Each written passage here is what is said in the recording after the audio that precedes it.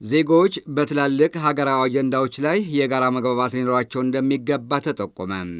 ብሔራዊ ጥቅሞችና ጂኦስትራቴጂካዊ ቁመና በሚል ርዕስ የኢትዮጵያ ንግድ ባንክ የሥራ ኃላፊዎች ተወያይተዋል።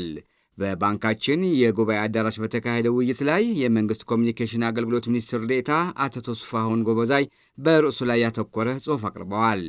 ሚኒስትር ዴኤታው እንዳሉት ብሔራዊ ጥቅሞችን ለማስከበርና አገርን ከተረጂነት ለማውጣት መንግሥት በስፋት እየሠራ መሆኑን ጠቁመዋል።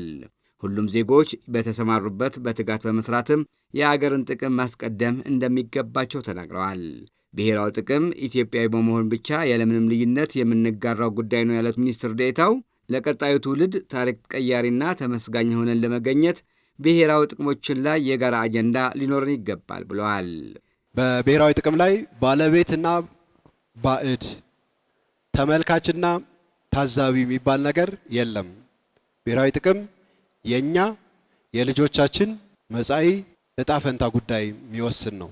የብሔራዊ ጥቅም ከጂኦ ስትራቴጂያዊ ቁመና ጋር የተያያዘ በመሆኑ አጀንዳችን የሀገር የሕዝብና የትውልድ አጀንዳ ነው። መላው ኢትዮጵያውያን በዚህ ዙሪያ አንድ ላይ መቆም ያስፈልጋል። የኢትዮጵያ ንግድ ባንክ ተጠባባቂ ፕሬዝዳንት አቶ ኤፍሬም መኩሪያ በበኩላቸው ባንካችን ሀገራዊ ጥቅሞችን የሚያስጠብቁ ዘርፈ ብዙ ስራዎች ላይ ግንባር ቀደም ሚና እንዳለው በመጠቆም በተያዘው ዓመትም ባንኩ በሀገር ውስጥና በውጭ ተወዳዳሪ ለማድረግ እየተሰራ መሆኑም ተናግረዋል።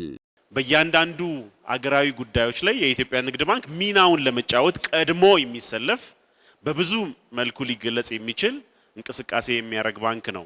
ለዚህ ነው እንግዲህ ስትራቴጂዎቻችን መለስ ብለን አገራዊ እንቅስቃሴዎች ምን ይመስላሉ፣ አገራዊ አጀንዳዎች ምንድናቸው፣ የትኩረት አቅጣጫዎች ምንድናቸው የሚሉትን ነገሮች መነሻ እያደረግን የራሳችንን ደግሞ ኦፕሬሽናል ኤክሰለንሲ ኢንሃንስ ለማድረግ የፎከስ ኤሪያዎቻችን ለመለየት ደግሞ መነሻ አድርገን የምንጠቀምባቸው ማለት ነው። የውይይቱ ተሳታፊዎች መሰል ሀገራዊ ውይይቶች ዘርፉን የሚያነቃቁና ሚናችንን በአግባቡ ለመለየት የሚያስችሉ በመሆናቸው ተጠናክረው ሊቀጥሉ ይገባል ሲሉ አስተያየት ሰጥተዋል።